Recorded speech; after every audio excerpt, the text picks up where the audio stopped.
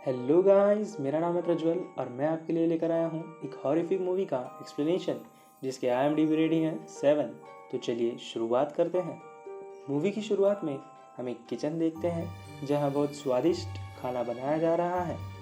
बहुत सारे शेफ्स अलग अलग डिशेस तैयार कर रहे हैं और खाने को चेक करने के लिए वहाँ उनका हेड शेफ भी मौजूद होता है। ये हेड शेफ बहुत स्ट्रिक्ट होता है और सारी चीज़ें बारीकाई से चेक करता है। सीन शिफ्ट होता है और हमें अपना मेन कैरेक्टर दिखाया जाता है जिसका नाम गोरैंग होता है। देखने पर पता चलता है कि ये किसी तरह की जेल है और वो यहाँ अपनी मर्जी से एक इंटरव्यू देकर आया है ताकि वो अपनी स्मोकिंग की आदत सुधार सके। इस कमरे में उसके साथ एक बूढ़ा आदमी मौजूद होता है जिसका नाम त्रिमगासी होता है। गोरैंग जैसे ही आगे बढ़ता है उसे एक गड्ढा दिखाई देता है। गड्ढे के बारे में वो त्रिमगासी को पूछता है। तब वो उसे यहाँ के सारे रूल समझाता है कि ये एक प्लेटफॉर्म है जिससे खाना नीचे आता है और यहाँ लगभग 200 फ्लोर्स हैं। ये दोनों 48 फ्लोर पर मौजूद होते हैं। ऊपर से बचकर जो भी खाना नीचे आएगा वो इन्हें खाना पड़ेगा और इनका बचा हुआ खाना नीचे वालों के लिए। प्लेटफॉर्म जैसे जैसे नीचे जाएगा वैसे वैसे खाना ख़त्म हो जाएगा और एक टाइम ऐसा आएगा जहां प्लेटफॉर्म पर खाना नहीं बचेगा और बाकी लोगों के लिए खाना नहीं रहेगा। यहाँ आने के वक्त इन्हें एक परमिशन होती है जिसमें कोई भी एक चीज़ वो अंदर ले जा सकते हैं। गोरैंग अपनी एक फेवरेट बुक चुनता है और अंदर ले जाता है और त्रिमगासी एक बड़ा सा नाइफ चुनता है। यहाँ ज़्यादातर लोग कोई वेपन ही चुनते हैं। सभी को यहाँ 6 महीने या 1 साल रहना होगा। हर एक महीने के बाद सब लोगों के फ्लोर्स चेंज होते रहेंगे और उन्हें कोई भी मार नहीं देता। त्रिमगासी कहता है कि 48 फ्लोर भी अच्छा है क्योंकि उसे यहाँ आए 1 साल हो चुका था और बस 2 महीने और रहना था। उसने बताया कि वो किसी को मार कर यहाँ आया है और जब वो नीचे के फ्लोर पे था तो जिंदा रहने के लिए उसने एक आदमी को मारकर उसका मांस खाया था। जब रेड लाइट ग्रीन हो जाती है तभी प्लेटफॉर्म नीचे आने लगता है और त्रिमगासी उस खाने पर टूट पड़ता है, लेकिन खाना खराब होने के कारण गोरैंग उसे नहीं खाता और एक एप्पल उठाकर अपने पास रख लेता है। अब प्लेटफॉर्म नीचे जाने लगता है तभी वहाँ का टेम्परेचर बड़ी तेज़ी से बढ़ने लगता है। त्रिमगासी बताता है कि अगर खाना अपने पास रखा तो यहाँ का टेम्परेचर बहुत ज़्यादा या फिर बहुत कम हो जाएगा जिससे हम मर जाएंगे। ये सुनकर वो एप्पल नीचे फेंक देता है। गोरैंग ऊपर और नीचे वाले लोगों से कोऑर्डिनेट करने की कोशिश करता है, लेकिन यहाँ के लोग बड़े ही कमीने और बेरहम होते हैं। जब खाने के लिए खाना बचता नहीं है तब ये इंसानी मांस खाते हैं। जैसे ही रात होती है तभी सारी लाइट्स बंद हो जाती हैं और गोरैंग किसी आवाज़ से उठकर गड्ढे में झांकने लगता है। त्रिमगासी उसे दूर होने के लिए बोलता है और तभी तेज़ी से प्लेटफॉर्म ऊपर पहुंचता है। अब ये दोनों रोज़ प्लेटफॉर्म नीचे आने पर पेट भर खाना खाते हैं और एक दिन उसी प्लेटफॉर्म से एक औरत नीचे आती है। त्रिमगासी बताता है कि इसका नाम मिहारू है और ये हर महीने नीचे आती है अपने बेटे को ढूंढने के लिए। ये हर बार अपने सेलमेट को मारती हैं ताकि अगले बार उसे अपने बेटे के साथ सेल में रहने को मिले। जैसे ही प्लेटफॉर्म 49 पर पहुंचता है तो 2 लोग मिहारू के साथ बदतमीज़ी करते हैं। तभी मिहारू उन्हें खतरनाक तरीके से मार डालती है। दिन बीतते जाते हैं और इन दोनों में दोस्ती हो जाती है। जैसे ही 1 महीना हो जाता है तो उनके रूम में एक गैस फैलती है जिससे वो बेहोश हो जाते हैं और उन्हें दूसरे फ्लोर पर भेजा जा सके। जैसे ही अगले दिन गोरैंग को होश आता है वो खुद को बंधा हुआ पाता है। हमें पता चलता है कि ये अभी 171 फ्लोर पे है और गोरैंग को त्रिमगासी ने ही बांधा था। वो उसे कहता है कि यह खाना बिल्कुल भी नहीं पहुंचता है और मैं 7 दिन तो सह लूँगा, लेकिन उसके बाद मैं तुम्हें काट कर खाना शुरू करूँगा। ये सुनकर गोरैंग बहुत डर जाता है और वहाँ से निकलने के लिए तड़पता है। लाख कोशिश करने के बाद भी वो खुद को छुड़ा नहीं पाता और आखिर में थक जाता है। और यहाँ 7 दिन भी हो चुके थे। त्रिमगासी उसके करीब आकर धीरे से उसका मांस काटने लगता है। दर्द के कारण गोरेंग जोरों से चिल्लाने लगता है।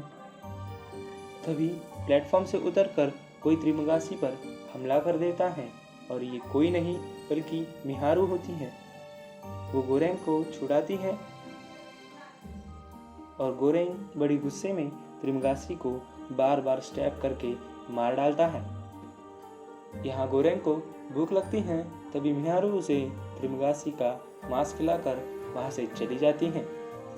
गोरेंग ऐसे ही उसका मांस खाकर 1 महीना जिंदा रहता है।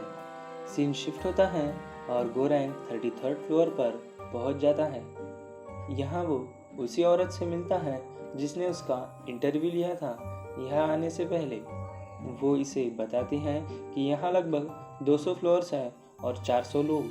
खाना 400 लोगों के हिसाब से ही बनाया जाता है, लेकिन ये लोग ज़रूरत से ज़्यादा खाते हैं जिससे नीचे वाले लोगों के लिए खाना नहीं बचता। तभी प्लेटफॉर्म नीचे आता है और वो औरत एक दिन अपना खाना खाती और अगले दिन अपना खाना अपने कुत्ते को देती।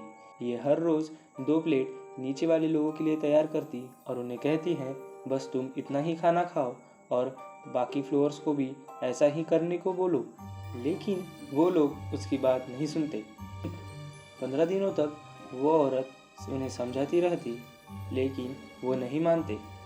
इसके कारण गोरेंग उन्हें कहता है अगर तुमने खाना कम नहीं खाया तो इस खाने को मैं रोज़ गंदा करके तुम्हें दूंगा। और ये सुनकर वो लोग भी मान जाते हैं। सीन शिफ्ट होता है और जैसे ही प्लेटफॉर्म नीचे आता है उस पर मिहारू बेहोश पड़ी होती हैं। वो दोनों उसकी मदद करते हैं और उसका इलाज करते हैं। जब ये सो रहे होते हैं तब मिहारू उस कुत्ते को मार डालती है और बैग में भरकर अपने साथ ले जाती हैं। इस कारण वो इंटरव्यू लेने वाली औरत बहुत नाराज़ हो जाती है।